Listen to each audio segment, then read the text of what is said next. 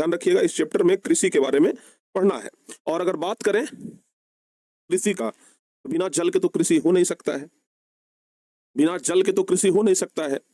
यानी कहने का मतलब, अगर खेती करना है तो पानी का तो उपयोग करना पड़ेगा, क्योंकि खेती करते हैं तो सिंचाई के लिए पानी चाहिए। अगर खेती करते हैं तो सिंचाई के लिए क्या चाहिए? पानी चाहिए। और प्यारे बच्चों, पानी के कितने सोर्स हैं आज हम लोग मुख्य रूप से इसके बारे में बात करेंगे, ठीक है ना। जल के कितने सोर्स हैं आज मुख्य रूप से हम लोग इसके बारे में ही चर्चा करेंगे। तो आइए प्यारे बच्चों, आज हम लोग एकदम अच्छे तरीके से चीजों को समझने का प्रयास करते हैं। जल संसाधन, सबसे पहली बात तो आप लोग ध्यान रखिएगा, किस चीज के बारे में पढ़ रहे हैं हम लोग? जल संसाधन के बारे में हम लोग पढ़ रहे हैं, ठीक है ना। इसके बारे में पढ़ रहे हैं बाबू, जल संसाधन। जल संसाधन, हालांकि जल संसाधन के बारे में हम आप लोगों को पहले भी पढ़ाए हैं, लेकिन वो पूरे भारत के बारे में पढ़ाए हैं। आज जल संसाधन के बारे में जो हम लोग पढ़ेंगे, ये सिर्फ और सिर्फ बिहार के बारे में होगा, ठीक है ना। देखो बाबू, नदी का बहुत ज्यादा सोर्स है, ठीक है ना। जैसे मान लिया जाए, सबसे पहला तो भूमिगत धरातलीय जल की हम बात करते हैं, ठीक है ना। अगर जल संसाधन की बात किया जाए तो जल संसाधन में प्यारे बच्चे हम लोग स्रोत की बात करेंगे कि आखिर जल हमें कहां कहां से मिल सकता है, जल हमें कहां कहां से मिल सकता है। तो सबसे पहला आता है धरातलीय जल, सबसे पहला आता है धरातलीय जल। क्या आता है बाबू? धरातलीय जल आता है। धरातलीय जल मतलब जो जल धरातल पर है, धरातल मतलब पृथ्वी की सतह पर है, ठीक है ना। जो जल धरातल पर है यानी कि पृथ्वी की सतह पर है, उसे हम लोग कहते हैं धरातलीय जल। अब पृथ्वी की सतह पर आपको क्या क्या मिलेगा? पृथ्वी की सतह पर आपको सबसे पहले देखने के लिए मिलेगा नदी, पृथ्वी की सतह पर आपको सबसे पहले देखने के लिए मिलेगा नदी, उसके बाद आपको मिलेगा नहर, ठीक है ना, उसके बाद मिलेगा तालाब। तालाब मुख्य रूप से आप लोगों को यही सब देखने के लिए मिलेगा, ठीक है ना। नदी हो गया, नहर हो गया, तालाब हो गया, ठीक है ना। इसको हम लोग जलाशय भी बोल सकते हैं, ठीक है ना, जलाशय। तो प्यारे बच्चों, इस तरीके से जलाशय के बाद आप चाहे तो पोखर भी बोल सकते हैं, पोखर। तो ये सब ना धरातलीय जल का स्रोत है, मतलब पृथ्वी के सतह पर जल पाया जाता है, पृथ्वी के सतह पर जल पाया जाता है, ध्यान रखिएगा। पृथ्वी के सतह पर यानी कि नदी, नहर, तालाब, जलाशय, पोखर, ये सब ना पृथ्वी के सतह पर जल आपको मिल जाएगा, तो धरातलीय जल हो गया। दूसरा नंबर प्यारे बच्चे आप लोगों को देखने के लिए मिलेगा भूमिगत जल। दूसरा नंबर क्या मिलेगा? भूमिगत जल। क्या मिलेगा बाबू? भूमिगत जल। अब ये भूमिगत जल कहने का मतलब क्या हुआ? भूमिगत जल कहने का मतलब कि जमीन के नीचे जो जल दबा हुआ है, जैसे हम लोग बोरिंग करवाते हैं और मोटर से पानी खींचते हैं, कुआं हो गया है, चापाकल हम लोग गड़वाते हैं, तो ये जो चापाकल हो गया, झरना हो गया, मतलब ये सब में क्या होता है? नीचे से पानी फेंकता है, मतलब धरती के नीचे जो पानी है उस पानी को हम लोग निकालते हैं, और धरती के नीचे जो पानी है उसको हम लोग बोलते हैं भूमिगत जल, ठीक है बाबू। तो भूमिगत जल में क्या क्या आता है? भूमिगत जल में आता है कुआं, ठीक है ना। भूमिगत जल में क्या क्या आएगा? कुआं आएगा, हैंडपंप आएगा, हैंडपंप आएगा, ठीक है ना, नलकूप आएगा, नलकूप आएगा, चापाकल अच्छा हैंडपंप तो यही ना हो गया, हैंडपंप को ही बाबू चापाकल कहते हैं, तो अलग से नहीं लिखेंगे। झरना हो गया, ठीक है ना, झरना हो गया। तो ये सब भूमिगत जल का स्रोत है। कहने का मतलब कि भूमि के नीचे से जो जल आता है ना, उसको भूमिगत जल कहते हैं। क्लियर हुआ? भूमि के नीचे जो जल आता है उसको क्या कहते हैं? भूमिगत जल कहते हैं, ध्यान रखिएगा। भूमि के नीचे से जो जल आता है उसको क्या कहते हैं? भूमिगत जल कहते हैं। क्लियर बाबू? यहां तक सारे बच्चों को याद रहेगा? जल्दी जल्दी से बताइए। हाँ, अच्छा, जल का उपयोग की अगर हम बात करें कि भाई जल का उपयोग होता कहां कहां पर है, जल का उपयोग होता कहां कहां पर है, तो हम बात करते हैं जल के उपयोग पर। जल का उपयोग, जल का उपयोग, तो बाबू जल का उपयोग कहां कहां पर होता है? सबसे ज्यादा जल का उपयोग आपको पता है सिंचाई में होता है। सबसे ज्यादा जल का उपयोग मतलब पानी का सबसे ज्यादा उपयोग क्या चीज में होता है? सिंचाई में होता है। अरे घर में खाना बनाने में भी होता है, तो घर में खाना बनाने में कितना होता है? एक टाइम खाना बनेगा तो मुश्किल से 5 लीटर पानी लगेगा, 10 लीटर पानी लगेगा, उससे ज्यादा तो नहीं लगेगा। पता है जल्दी से। औद्योगिक कार्य में भी होता है, फैक्ट्रियों में जल का उपयोग होता है, कितना फैक्ट्री में जल का उपयोग होगा है? लेकिन सिंचाई में भाई मोटर चल रहा है तो 2 दिन 3 दिन 4 दिन लगातार चल रहा है, तो सबसे ज्यादा जल का जो उपयोग होता है तो वो सिंचाई में ही होता है। नलकूप कहने का मतलब, नल मतलब आपको पता ही नहीं है, पूछ रहे हैं कि सर नलकूप का मतलब क्या होता है? नल जाते हैं, नल ऐसे खोल देते हैं तो उसको नहीं पता है। नलकूप मतलब बोरिंग, जो बोरिंग करा देते हैं, बोरिंग करा करके उसको पानी को निकाल लेते हैं, तो आपको नहीं पता है सब, छुट्टो खाली। देखो बाबू, जल का उपयोग की अगर बात किया जाए तो सबसे ज्यादा उपयोग सिंचाई में होता है, ठीक है ना। जल का उपयोग सबसे ज्यादा कहां होता है बाबू? तो याद रखिएगा, सबसे पहला उपयोग तो इसका है सिंचाई। जल का उपयोग सबसे ज्यादा कहां होता है? सिंचाई में होता है। जल का उपयोग सबसे ज्यादा सिंचाई में होता है। दूसरा नंबर में प्यारे बच्चों, जल का उपयोग होता है गृह में। गृह मतलब घर, घर में, ठीक है ना। घर में होता है, खाना बनाने में होता है, कपड़ा धोने में होता है, वॉशरूम में होता है, अनेक जगहों पे जल का प्रयोग होता है। उसके बाद फिर मान लेते हैं प्यारे बच्चों तीसरा नंबर पे उद्योग में, उद्योग में, वहां पर उद्योग में, तो इन सब जगहों पर जल का उपयोग होता है। इन सब जगहों पर जल का उपयोग होता है कि नहीं होता है। लेकिन सबसे ज्यादा अगर हम बात करें तो सबसे ज्यादा जल का उपयोग कहां होता है, तो याद रखिएगा 95%, 95% जल का उपयोग, 95% जल का उपयोग कहां पर होता है, तो 95% जल का उपयोग सिंचाई में होता है। ठीक है ना, 95% जल का उपयोग कहां होता है बाबू, सिंचाई में होता है। ठीक है ना, चूंकि सिंचाई में इसलिए भी ज्यादा होता है और जरूरी भी है क्योंकि जनसंख्या बढ़ रहा है, लोगों के लिए भोजन उपलब्ध कराने के लिए खेती करना जरूरी है और खेती बिना जल के होगा नहीं। ठीक है ना, ध्यान रखिएगा। तो ये सिंचाई के बारे में ध्यान रखिएगा। सिंचाई का भी बहुत सारा साधन है, लोग नहर से सिंचाई कर लेते हैं, कुआं से सिंचाई कर लेते हैं, हैंडपंप से सिंचाई, मोटर चला करके सिंचाई करते हैं जिसको नलकूप के द्वारा कहते हैं, नदी के द्वारा सिंचाई कर लेते हैं, पाइन के द्वारा सिंचाई कर लेते हैं। तो सिंचाई करने का भी बहुत सारा सोर्स है, ध्यान रखिएगा। तो ये जल संसाधन में ये चीज ध्यान रखिएगा कि जल का जो मुख्य स्रोत है वो एक तो धरातलीय जल है, दूसरा भूमिगत जल है, एक तीसरा सोर्स भी आता है वर्षा का जल। ठीक है ना, हालांकि वर्षा जो आता है प्यारे बच्चों वो भी तो धरातल पर आता है। वर्षा का पानी जो बरसता है वो तो धरातल पर ही आता है और धरातल के बाद वो सूख करके नीचे भूमिगत जल में बदल जाता है। ठीक है ना, ध्यान रखिएगा। अच्छा, अगर हम आप लोगों से पूछें कि सिंचाई का जो मुख्य साधन है वो क्या है, जैसे मान लिया जाए सिंचाई के साधन की अगर हम बात करें बाबू, ठीक है ना, सिंचाई का साधन, सिंचाई का साधन, अगर हम सिंचाई के साधन के बारे में बात करें कि सिंचाई के मुख्य साधन कौन कौन है, तो सिंचाई का सबसे बड़ा साधन है नहर। नहर सबसे बड़ा साधन है बहुआ, ध्यान रखिएगा। नहर जो है वह सबसे बड़ा साधन है, नहर सबसे बड़ा साधन है। नहर क्या है बाबू, तो नहर सबसे बड़ा साधन है। नहर जो है वो क्या है, नहर सबसे बड़ा साधन है। ठीक है, याद रहेगा, नहर जो है वो सबसे बड़ा साधन है। ठीक है ना, कैसे सर, नहर कैसे सबसे बड़ा साधन है, तो बिहार में जितना सिंचित भूमि है, बिहार में जितना भूमि है जिस पर खेती होता है, जिसका सिंचाई होता है, उसका नहर का 40.63%, ठीक है ना, 40% भूमि, 40% भूमि को नहर के द्वारा ही सींचा जाता है, नहर के द्वारा ही सींचा जाता है। ठीक है ना, 40% भूमि को नहर के द्वारा ही सींचा जाता है, 40% भूमि को नहर के द्वारा ही सींचा जाता है। आने वाले विगत कुछ समयों में, मतलब कुछ समय पहले से नहर का विकास बहुत ज्यादा हो रहा है। सरकार भी नहर के विकास पर बहुत अधिक ध्यान दे रही है। सरकार का भी कहना है कि भाई नहर के विकास पर जितना अधिक ध्यान देंगे उतना ही ज्यादा बढ़िया होगा। बहुत सारी नहरें हैं जो आजादी के पहले की नहर है, मतलब हमारा देश जब आजाद भी नहीं हुआ था उस समय का खोदा हुआ नहर है। बहुत सारा नहर है जो अभी इधर हाल फिलहाल में खुदाया है। तो प्यारे बच्चों, आज हम लोग ना पूरे नहर के बारे में पढ़ेंगे कि आजादी के पहले कौन सा नहर था और आजादी के बाद कौन कौन सा नहर बना है। ठीक है ना, क्लियर, क्लियर ना बाबू, चलिए बहुत बढ़िया। आज शाम में हिस्ट्री का 5वां नंबर चैप्टर हम शुरू करेंगे। आज शाम में हिस्ट्री का 5वां नंबर चैप्टर हम स्टार्ट करेंगे। क्लियर, आइए। तो प्यारे बच्चों, आज हम लोग ना नहर के बारे में एक एक करके पढ़ना शुरू करते हैं। ध्यान से जरा आप लोग समझने का प्रयास करिएगा। सबसे पहले बात करते हैं आजादी के पहले का नहर, नहीं आजादी के पहले का नहर का हम बात कर लेते हैं सबसे पहले कि कौन कौन सा नहर है जो आजादी के पहले का नहर है। तो बहुआ, आजादी के पहले के नहर में सबसे पहला नाम आता है सोन नहर का, फिर होकर बाद हो गया सारण नहर का, फिर हो गया ढाका नहर का, फिर हो गया त्रिवेणी नहर का। जगह के नाम के अनुसार नहर का नाम लिख दिया गया है। ठीक है ना, जगह के नाम के अनुसार, ठीक है बाबू, जगह के नाम के अनुसार नहर का नाम जो है वो लिख दिया गया है, याद रखिएगा। तो सबसे पहला कौन सा नहर हो गया, सबसे पहला हो गया सोन नहर। ठीक है ना, और जितना भी नहर बना है सब सिंचाई के लिए ही बना है। ठीक है ना, जितना भी नहर बना है सब सिंचाई के लिए ही बना है। तो बाबू सोन नहर, यह सोन सिंचाई परियोजना का एक भाग है। सोन नहर जो है वो सोन सिंचाई परियोजना, सोन नदी भी है और उसी नदी से नहर निकला जिसको सोन नहर कहा गया। तो यह सोन सिंचाई परियोजना का एक भाग है। यह बिहार का पहला आधुनिक सिंचाई परियोजना है। आपसे ऑब्जेक्टिव में सवाल आएगा कि बिहार का पहला आधुनिक सिंचाई परियोजना कौन सा है, बताओ बाबू, बिहार का पहला आधुनिक सिंचाई परियोजना कौन सा है। तो जवाब क्या बताइएगा, बिहार का पहला आधुनिक सिंचाई परियोजना कौन सा है, सोन नहर है। याद रहेगा। बिहार का पहला आधुनिक सिंचाई परियोजना कौन सा है? तो याद रखिएगा, बिहार का पहला आधुनिक सिंचाई परियोजना कौन सा है? सोन नहर है। ठीक है ना। इसे 1874 में डिहरी पर निर्मित किया गया। यानी कि सोन नहर को कब बनाया गया? तो 1874 में ही सोन नहर को बनाया गया। सही बात है भाई, आजादी के पहले का नहर है। इससे दो नहरें निकाली गई। ठीक है ना, पूर्वी पश्चिमी सोन नहरें।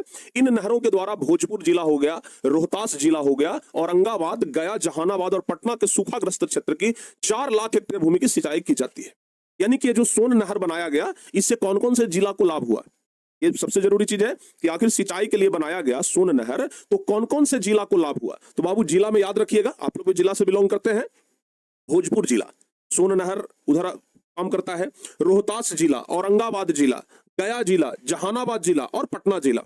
ये सब सूखाग्रस्त क्षेत्र था जहां की पानी जाता ही नहीं था जल्दी। लेकिन जब नहर उधर खुदवाया गया 1874 ईस्वी में, तो सोन नहर खुदवाने के बाद 4 लाख हेक्टेयर भूमि अब पानी से सींचा जाने लगा। ठीक है ना, 4 लाख हेक्टेयर भूमि पानी से सींचा जाने लगा, याद रखिएगा। तो ये हो गया सोन नहर। दूसरा है बाबू सारण नहर।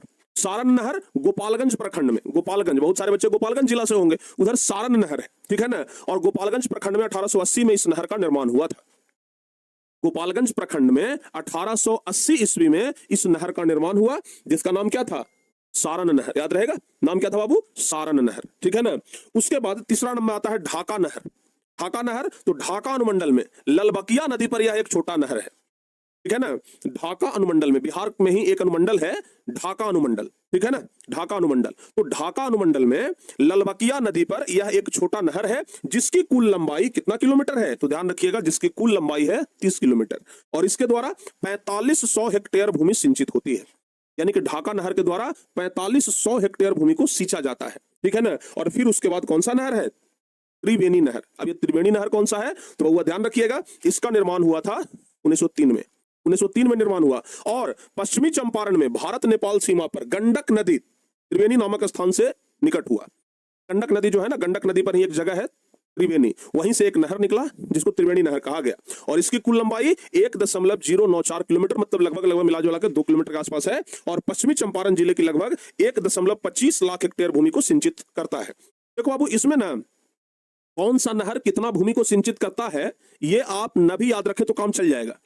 अगर याद रखते हैं तो बहुत बढ़िया बात है। कौन सा नहर कितना भूमि को सिंचित करता है, ये आप लोग न भी याद रखें तो काम हो जाएगा। लेकिन सबसे महत्वपूर्ण है प्यारे बच्चों कि सोन नहर, सारण नहर, ढाका नहर और त्रिवेणी नहर का निर्माण कब हुआ? तो याद रखिएगा, सोन नहर का निर्माण याद रखिएगा 1874 में, सारण नहर का निर्माण याद रखिएगा 1880 में, ढाका नहर का निर्माण आपको रखना है, ये ढाका नहर तो दिया ही नहीं है, और त्रिवेणी नहर का निर्माण 1903 ईस्वी में। तो कुल मिलाकर के कब निर्माण हुआ, कम से कम ये याद रखिएगा। ऑब्जेक्टिव टाइप क्वेश्चन में हो सकता है कि पूछे, और अगर पूछेगा तो तुरंत बता दीजिएगा। ठीक है ना, पूछेगा तो तुरंत बता दीजिएगा आप लोग। क्लियर, सारे बच्चों को समझ में आ गया? तो ये सब ना जो नहर है वो आजादी के पहले का नहर है, यानी कि 1947 ईस्वी से पहले का नहर है। ठीक है। अब इसके बाद हम लोग पढ़ेंगे आजादी के बाद का नहर, यानी कि बहुत सारा नहर ऐसा है जो आजादी के बाद का नहर है। कोसी नदी का नाम आप लोग सुने हैं बाबू। ठीक है ना, बिहार का शोक कहा जाता है कोसी नदी को। तो कोसी नहर एक है जो कि कोसी नदी पर है। ठीक है ना। भारत नेपाल जो सीमा है, वहां पर एक जगह है हनुमान नगर।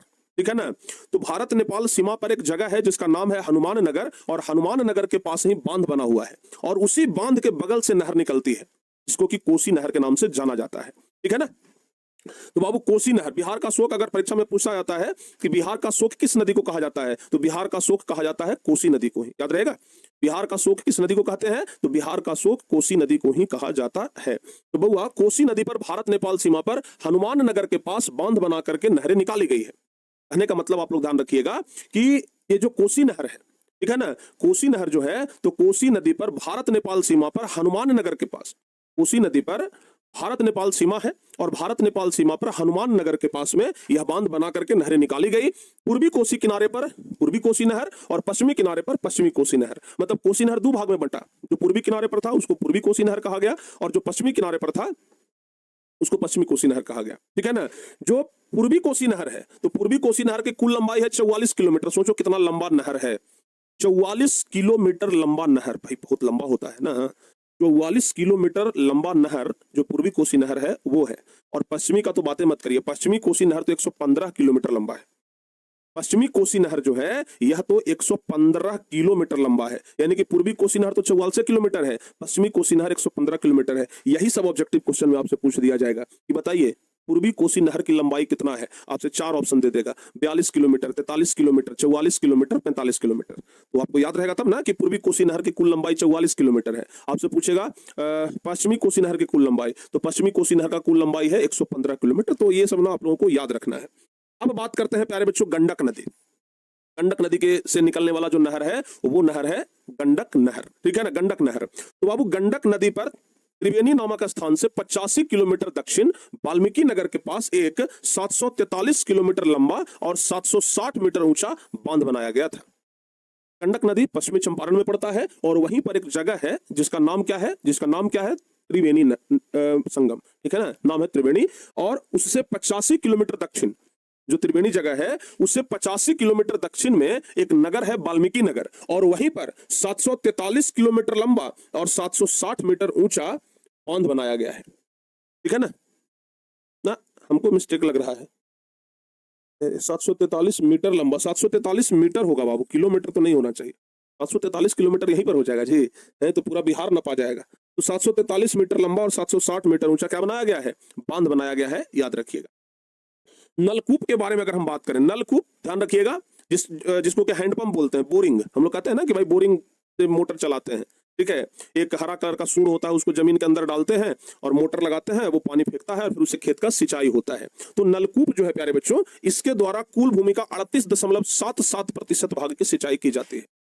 बहुत ज्यादा बिहार में मोटर ये सब चलता है, देखते हैं ना लोग मोटर चला चला करके खेती करते हैं। बताओ बाबू करते हैं कि नहीं करते हैं, मोटर चला चला के खेती करते हैं। तो मोटर जो चलता है ना उसी को क्या बोलते हैं, नलकूप। मोटर हो गया, समरसेबल हो गया, तो इसी को क्या बोलते हैं, नलकूप बोलते हैं। तो इसके द्वारा कुल सिंचित भूमि का 38.77% भाग की क्या होती है, सिंचाई होती है। और लास्ट में कुआं हो गया। बिहार राज्य में कुआं का उपयोग प्राचीन काल से ही होता रहा है, अब इसके स्थान पर पंप सेट का प्रयोग होने लगा है। आज ना बाबू पंप सेट आ गया, मोटर आ गया, समरसेबल आ गया, और नहीं तो पहले कुआं से ही सिंचाई होता था, ठीक है ना। लाठा कूड़ी बोलते थे भाई, ऐसे पकड़ पकड़ के बाल्टी के जैसा होता था, पानी भरते थे और फिर उसको ऊपर लाते थे, फिर गिराते थे और वही धीरे धीरे खेतों का सिंचाई होता था, ठीक है ना। तो बिहार राज्य में कुआं का उपयोग बहुत पहले से होते आ रहा है। अब इसके स्थान पर पंप सेट आ गया है, यानी कि मोटर चलता है। कुआं से सिंचाई का काम केवल 2% रह गया है, यानी कि अब कुआं से सिंचाई होता भी नहीं है। 1-2% हो जाए तो बहुत काफी है, कुआं से सिंचाई अब नहीं होता है। क्लियर हुआ यहां तक, कुआं से सिंचाई अब नहीं होता, याद रहेगा, कुआं से सिंचाई अब नहीं होता है। तो प्यारे बच्चों ध्यान रखिएगा, ये सब हो गया आजादी के बाद का नहर, जैसे कोसी नहर, गंडक नहर, और बाकी नलकूप और कुआं के बारे में बता दिए कि नलकूप से बहुत ज्यादा सिंचाई होता है, नहर से 40% सिंचाई होता है और नलकूप से 38% सिंचाई होता है। यानी कि नहर सिंचाई का सबसे बड़ा स्रोत है और दूसरा नंबर पर क्या है, नलकूप है, याद रखिएगा। और कुआं से अब लगभग खत्म हो गया है, कुआं से अब लगभग सिंचाई नहीं होता है। यहां से क्वेश्चन बनेगा कि बिहार नहरों के विकास से संबंधित समस्या को लिखिए, यानी कि बिहार में नहर के विकास से संबंधित क्या समस्या है, बिहार में नहर के विकास से संबंधित समस्या क्या है, बिहार में नहर का जो विकास हुआ उससे संबंधित समस्या को लिखिए। तो प्यारे बच्चों लिखिएगा कि बिहार नहर के विकास से संबंधित समस्या जो है वो निम्नलिखित है। सबसे पहला, राज्य सरकार की उदासीनता। राज्य सरकार अगर चाहे तो बिहार के हर एक क्षेत्र तक नहर पहुंच जाएगा, लेकिन राज्य सरकार तो भाई किसी और चीज में मशगूल है। सरकार को कहां ध्यान है कि हम नहर बनवा दें। अभी उत्तरी बिहार में बाढ़ आता है तो दक्षिणी बिहार में सुखाड़ आता है। प्रत्येक वर्ष ये बात उठता है कि उत्तरी बिहार का पानी किसी तरीके से दक्षिणी बिहार में लाया जाए, उत्तरी बिहार को बाढ़ से बचाया जाए, दक्षिणी बिहार को सुखाड़ से बचाया जाए, लेकिन कहाँ कुछ होता है। बाढ़ आता है तो ये चर्चा होता है, बाढ़ नहीं आता है तो चर्चा भी नहीं होता है, ठीक है ना। तो राज्य सरकार एकदम उदासीन है, राज्य सरकार जो है वो इसके प्रति एकदम उदासीन है। नहर विकास हेतु पूंजी का अभाव। अब नहर के विकास के लिए पूंजी का अभाव भी है, नहर के विकास के लिए पूंजी का अभाव भी है। भाई बिहार उतना कोई सुखी समृद्ध राज्य नहीं है कि हर एक चीज के लिए पैसा यहाँ पर अवेलेबल हो। उसके बाद 12मासी नदियों का अभाव। बिहार में वैसा कोई नदी नहीं है जो 12मासी कहने का मतलब होता है कि वैसा नदी जिसमें सालों भर पानी रहे। तो बिहार में ना कोई ऐसा नदी नहीं है जिसमें कि सालों भर पानी रहे। बरसात के दिन में पानी रहता है, गर्मी के दिन में सूख जाता है, ठीक है ना। गर्मी के दिन में क्या होता है, सूख जाता है। तो बउआ अच्छा 743 किलोमीटर लंबा किताब में भी दिया हुआ है, ये वाला 743 किलोमीटर दिया हुआ है, लेकिन बड़ा आश्चर्य वाला बात है भाई, 743 किलोमीटर लंबा गंडक नहर है, बहुत लंबा चीज है तब तो। फिर चलिए कोई बात ना, बारहमासी नदियों का अभाव की हम बात करते हैं तो बाबू बारहमासी नदियों का बिहार में अभाव है, यानी कि ऐसा कोई भी नदी नहीं है जिसमें कि बारहों मास पानी रहे। और कुछ नदियों द्वारा तेजी से मार्ग परिवर्तन, कुछ नदी ऐसा है कि जब बाढ़ आता है तो अपना रास्ता बदल लेता है, इधर के तिधर एकदम उखाड़ पुखाड़ के बाढ़ ले आता है। तो कुछ नहर ऐसा है ना जिससे क्या होता है, कुछ मतलब नदी ऐसा है जो बरसात के दिन में हर एक साल अपना रास्ता बदलता है। और केंद्र सरकार की उपेक्षा, केंद्र सरकार भी अगर चाहे ना तो ये हो सकता है, लेकिन न तो यहाँ पर राज्य सरकार चाहती है और न ही केंद्र सरकार चाहती है, यानी कि दोनों की उदासीनता है। ठीक है, तो बिहार में नहर के विकास से संबंधित अभी बहुत सारा समस्या है। मुख्य रूप से इसमें सरकार को ध्यान देना होगा। ठीक है ना, कि सरकार अगर ध्यान दे तो बिहार में नहर का विकास तेजी से हो जाएगा, लेकिन सरकार ध्यान देगी तब ना। अगर सरकार उदासीन रहेगी तो फिर कैसे विकास होगा, नहीं विकास हो पाएगा। ठीक है, अब प्यारे बच्चों हम लोग कुछ नदी घाटी परियोजना के बारे में बात करेंगे। नदियों पर बांध बनाया गया ताकि बिजली बनाया जाए, ठीक है ना, मछली पालन किया जाए, उद्योग में उपयोग किया जाए। तो अनेक कारणों से आप लोगों को हम पढ़ाए थे बहुउद्देशीय परियोजना, बहुउद्देशीय परियोजना पढ़ाए थे, याद है? तो बहुउद्देशीय परियोजना में क्या होता था, बहुउद्देशीय परियोजना में नदी पर बांध ही तो बनाया जाता था। बहुउद्देशीय परियोजना में नदी पर बांध ही तो बनाया जाता था। बाबू जब नदी पर बांध बनाया जाता था तो बहुउद्देशीय परियोजना को तो ही हम लोग नदी घाटी परियोजना कह रहे हैं। बताइए, बहुउद्देशीय परियोजना को ही क्या कह रहे हैं, नदी घाटी परियोजना कह रहे हैं। तो बाबू ध्यान रखिएगा, यहाँ पर अभी हम लोग ना बिहार के बहुउद्देशीय यानी कि नदी घाटी परियोजना के बारे में पढ़ेंगे। बिहार में बहुउद्देशीय नदी घाटी योजना का विकास किया गया है, जिससे जल विद्युत उत्पादन, सिंचाई, मछली पालन, पेयजल, औद्योगिक उपयोग, मनोरंजन और यातायात का विकास हो सका है।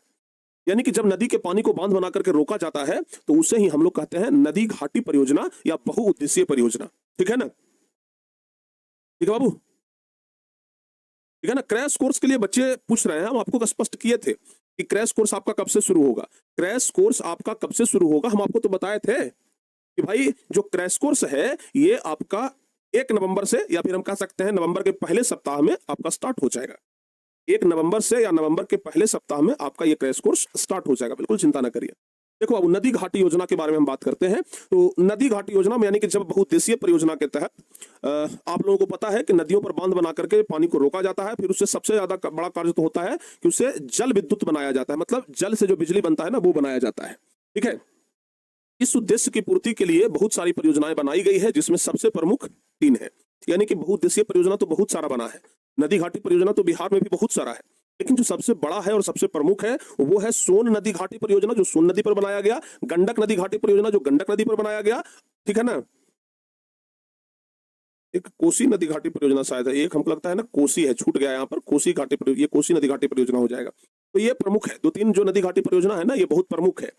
और इसके अलावा भी बहुत सारी परियोजना है, जैसे दुर्गावती जलाशय परियोजना, चंदन बहुआ परियोजना, बागमती परियोजना, बरनार जलाशय परियोजना, बहुत सारा परियोजना है। लेकिन मुख्य रूप से अगर बात किया जाए तो बाबू यही तीनों प्रमुख है, सोन नदी घाटी परियोजना, गंडक और कोसी ही है। ठीक है ना,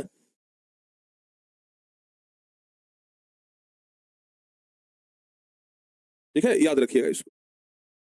चलिए तो एक एक करके हम लोग सभी परियोजना के बारे में पढ़ लेते हैं जरा, कि भाई किस परियोजना का निर्माण कहाँ हुआ, क्यों हुआ, इससे कितना फायदा हुआ। ठीक है ना, ये सब हम लोग पढ़ लेते हैं।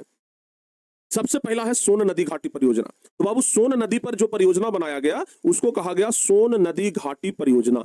ठीक है ना, कहां में यह बनाया गया, यह परियोजना बिहार की सबसे पुरानी और पहली नदी घाटी परियोजना है। अभी जस्ट कुछ देर पहले भी हम आपको बताए थे कि बिहार की सबसे पहली नदी घाटी परियोजना कौन है, सोन नदी घाटी परियोजना है। अभी जस्ट हम आपको कुछ देर पहले बताए थे। इसका विकास अंग्रेज सरकार ने 1874 में सिंचाई के लिए किया था। यानी कि जो सोन नदी घाटी परियोजना है इसका विकास अंग्रेजों ने ही किया था, और अंग्रेजों ने भी सिंचाई के लिए ही इसका विकास किया था। अंग्रेज का भी उद्देश्य कुछ अलग नहीं था, अंग्रेज लोग भी सिंचाई के लिए ही इसका प्रयोग किया था। इसकी कुल लंबाई 130 किलोमीटर है, यानी कि सोन नदी घाटी परियोजना की कुल लंबाई कितना, 130 किलोमीटर। ध्यान रखिएगा, चूंकि ये बिहार का सबसे पुराना परियोजना है, परीक्षा में पूछा जा सकता है कि कब निर्माण हुआ था सोन नदी घाटी परियोजना का। तो सोन नदी घाटी परियोजना का निर्माण हुआ था 1874 ईस्वी में। कुल लंबाई कितना है, 130 किलोमीटर। इस परियोजना से सूखा प्रभावित क्षेत्र को सिंचाई की सुविधा प्राप्त होने से बिहार का दक्षिणी पश्चिमी क्षेत्र का प्रति हेक्टेयर उत्पादन काफी बढ़ गया। यानी कि जब सोन नदी घाटी परियोजना का विकास हुआ तो सोन नदी घाटी परियोजना से सूखा प्रभावित क्षेत्र जो था, अभी जैसे बताए थे ना कि भोजपुर हो गया, रोहतास हो गया, जहानाबाद जिला हो गया, पटना जिला हो गया, ये सब जिला का सिंचाई होने लगा। तो सोन नदी घाटी परियोजना से ध्यान रखिएगा कि बहुत अधिक सूखा प्रभावित क्षेत्र का सिंचाई हुआ, बिहार का दक्षिणी पश्चिमी क्षेत्र का प्रति हेक्टेयर उत्पादन बढ़ गया। जाहिर सी बात है कि जब सिंचाई होगा तो उत्पादन बढ़ेगा और चावल की अधिक खेती होने लगी। इस कारण से इस क्षेत्र को बिहार का चावल का कटोरा कहा जाने लगा।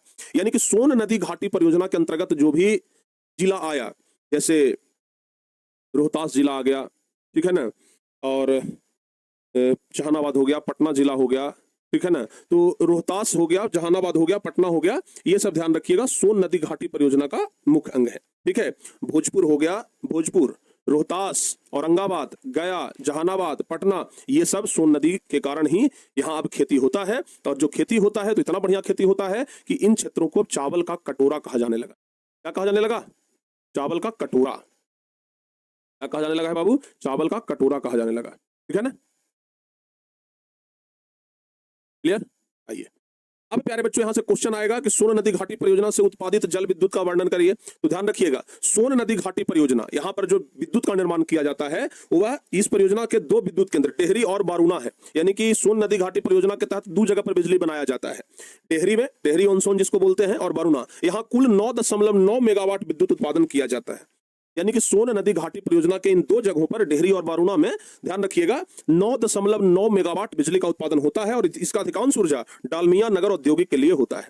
जो डालमिया नगर औद्योगिक क्षेत्र है, अधिकांश बिजली उधर ही चला जाता है। यानी कि सोन नदी घाटी परियोजना के तहत जो बिजली का उत्पादन होता है वो डालमिया नगर को चला जाता है। ये बात आप लोग ध्यान रखिएगा। तो ये तो हो गया सोन नदी घाटी परियोजना। इसके बाद दूसरा है गंडक नदी घाटी परियोजना। गंडक नदी पर जो बनाया गया है, तो उत्तर प्रदेश और बिहार की यह एक संयुक्त परियोजना है। जो गंडक नदी घाटी परियोजना है यह बिहार का भी परियोजना है और उत्तर प्रदेश का भी परियोजना है। मतलब दोनों जगह चूंकि गंडक नदी आती है तो दोनों जगह का परियोजना है, जो कि भारत और नेपाल के सहयोग से वाल्मीकि नगर के पास शुरू किया गया। यानी कि गंडक नदी पर जो नदी घाटी परियोजना बनाया गया वो नेपाल के सहयोग से बनाया गया, और नेपाल के भारत के बॉर्डर पर एक जगह है वाल्मीकि नगर, वहीं पर प्यारे बच्चों ये परियोजना शुरू किया गया है। इस परियोजना द्वारा बिजली, सिंचाई तथा जल की आपूर्ति नेपाल को भी की जाती है। और इस परियोजना में 743 मीटर लंबा अवरोधक बांध बनाकर के वाल्मीकि जलाशय का निर्माण किया गया है। देखिए 743 मीटर, यहां पर देखो बाबू क्या लिखा हुआ है, 743 मीटर। और यहां पर हम सेम चीज अभी बता रहे थे गंडक परियोजना के बारे में, आप लोग ना जरा देखिए ध्यान से, कहां पर अभी बताए थे, गंडक नदी। देखिए यहां पर 743 किलोमीटर लिखा गया है, जो कि क्या होगा, मीटर होगा। अभी आप लोग बोले कि हम आपको पहले ना बताया कि गलती यहां पर हो गया है। 743 मीटर लंबा गंडक नदी पर गंडक परियोजना, वही चीज सेम यहां भी लिखा हुआ है ना। देखिए 743 मीटर लंबा, 743 मीटर लंबा बांध बनाया गया है। तो वहां पर 743 किलोमीटर नहीं बल्कि 743 मीटर ही होगा। ठीक है, कहां में बनाया गया है गंडक नदी घाटी परियोजना? तो वाल्मीकि नगर में। उत्तर प्रदेश और बिहार का ये संयुक्त परियोजना है, मतलब दोनों राज्य मिलकर के इसका लाभ लेता है। ठीक है, बिजली जो बनता है इसका फायदा नेपाल को भी होता है, क्योंकि बिजली नेपाल को भी आपूर्ति की जाती है। ठीक है ना, ध्यान रखिएगा। उसके बाद हो गया कोसी नदी घाटी परियोजना। कोसी नदी घाटी परियोजना क्या है भाई? तो कोसी नदी पर जो परियोजना बनाया गया उसको कोसी नदी घाटी परियोजना कहते हैं। तो प्यारे बच्चों इस परियोजना की कल्पना 1896 ईस्वी में किया गया था, किंतु वास्तविक रूप से 1955 ईस्वी में कार्य प्रारंभ हुआ। यानी कि कोसी नदी घाटी परियोजना के लिए कोसी नदी पर, चूंकि कोसी नदी में हर एक साल बहुत पानी आता है, देखते हैं कितना बाढ़ आता है, इतना बाढ़ आता है कि कोसी नदी को तो भाई बिहार का शोक कहा जाने लगा। तो कोसी नदी घाटी परियोजना पर जो बांध बनाया गया वह 1955 ईस्वी में बांध बनाया गया। चौथा नंबर पर आता है दुर्गावती जलाशय परियोजना। चौथा नंबर पर क्या आता है? दुर्गावती जलाशय परियोजना। तो इस परियोजना का मुख्य उद्देश्य कैमूर एवं रोहतास जिले के सूखाग्रस्त क्षेत्रों को सिंचित करना है। दुर्गावती जलाशय परियोजना, ध्यान रखिएगा, यह जो परियोजना है वो कैमूर जिला में और रोहतास जिला में है। तो कैमूर जिला और रोहतास जिला का जो सूखाग्रस्त क्षेत्र है वो दुर्गावती जलाशय परियोजना के तहत सींचा जाता है। तो जो बच्चे कैमूर से होंगे, जो रोहतास या उसके अगल बगल के होंगे, तो आप लोग जानते होंगे कि कैमूर में और रोहतास में दुर्गावती जलाशय परियोजना है। दुर्गावती जलाशय परियोजना के बाद फिर आता है बागमती परियोजना। यह परियोजना बागमती नदी पर सीतामढ़ी जिला में स्थित है। यह जो नदी है बागमती परियोजना, यह सीतामढ़ी जिला में है। इसके द्वारा पूर्वी चंपारण, सीतामढ़ी, शिवहर, मुजफ्फरपुर जिले की 1,19,800, ध्यान रखिएगा, 1,19,800 हेक्टेयर भूमि पर सिंचाई की जाती है। ठीक है ना, ध्यान रखिएगा बाबू। यह परियोजना बागमती नदी पर सीतामढ़ी जिले में स्थित है। इसके द्वारा पूर्वी चंपारण, सीतामढ़ी, शिवहर, मुजफ्फरपुर जिले की 1,19,800 हेक्टेयर भूमि पर सिंचाई की जाती है। ये बात आप लोग ध्यान रखिएगा। क्लियर? यहां तक में किसी प्रकार का दिक्कत हो तो बताओ बाबू जल्दी से। ठीक है ना, तो इतना सारा परियोजना है जो कि बिहार में कार्यरत है और बिहार में ये जमीन को सींचने का काम कर रहा है। क्वेश्चन आएगा कि बिहार की मुख्य नदी घाटी परियोजना का नाम बताइए और सोन परियोजना के महत्व पर प्रकाश डालिए। तो बिहार में कौन कौन सा नदी घाटी परियोजना है उसके बारे में कह रहा है। तो बिहार में सोन नहर परियोजना है, सारण नहर परियोजना है, ढाका नहर परियोजना है, त्रिवेणी नहर परियोजना है, कोसी नहर परियोजना है, गंडक नहर परियोजना है। अभी तो आपको सबके बारे में बता दिए। तो क्वेश्चन आएगा कि बिहार में कौन कौन सा नदी घाटी परियोजना है, तो नहीं बता दीजिएगा। क्वेश्चन आएगा कि बिहार में कौन कौन सा नहर, ये कौन कौन सा नदी घाटी परियोजना है, तो भाई बिहार में सोन, सारण, ढाका, त्रिवेणी, कोसी, गंडक, ये सब नदी घाटी परियोजना है। और क्वेश्चन कह रहा है कि सोन परियोजना के महत्व पर प्रकाश डालिए। तो बाबू सोन परियोजना सोन सिंचाई परियोजना का एक भाग है और यह बिहार का पहला आधुनिक सिंचाई परियोजना है। आपको पता है, अभी आपको 2-3 बार हम बता दिए कि सोन नदी घाटी परियोजना बिहार का सबसे पहला परियोजना है और 1874 ईस्वी में डिहरी पर यह निर्मित किया गया। इससे 2 नहरें निकलती हैं। सोन नदी घाटी परियोजना जो है ना, यह 1874 में निर्मित किया गया था। अंग्रेजों के द्वारा निर्मित किया गया था, भारतीयों के द्वारा नहीं बल्कि अंग्रेजों के द्वारा निर्मित किया गया था। ये बात आप लोग ध्यान रखिएगा। तो ये वाला क्वेश्चन आएगा तो बाबू बन जाएगा आराम से। उसके बाद हम बात करते हैं नदी घाटी परियोजना का उद्देश्य। क्वेश्चन आएगा कि नदी घाटी परियोजना के उद्देश्य क्या है। जो भी क्वेश्चन यहां से बन सकता है सब्जेक्टिव में वो आपको बता देते हैं। 2-3 ही क्वेश्चन है, ज्यादा नहीं है, ठीक है ना। तो नदी घाटी परियोजना का उद्देश्य क्या है। तो बाबू नदी घाटी परियोजना का उद्देश्य बहुउद्देशीय परियोजना कहा जाता है, मतलब बहुत सारा उद्देश्य है। नदी घाटी परियोजना को ना बहुउद्देशीय परियोजना कहा जाता है। और बहुउद्देशीय कहने का क्या मतलब हुआ, बहुत सारा उद्देश्य। यानी नदी घाटी परियोजना का बहुत सारा उद्देश्य है क्योंकि इसके विकास के कई कारण हैं। क्या क्या कारण है भाई। तो पहला है बाढ़ पर नियंत्रण, यानी कि नदी घाटी परियोजना से बाढ़ पर नियंत्रण होता है। नदी घाटी परियोजना से क्या होता है, बाढ़ पर नियंत्रण होता है। सिंचाई एवं जल विद्युत के लिए नहरों का विकास, सिंचाई के लिए जल विद्युत के लिए नहर का विकास होता है। परिवहन के लिए जल मार्ग, चूंकि जल से भी लोग परिवहन करते हैं तो परिवहन के लिए जल मार्ग का विकास होता है। नाव चलता है तो लोग एक जगह से दूसरी जगह जाते हैं।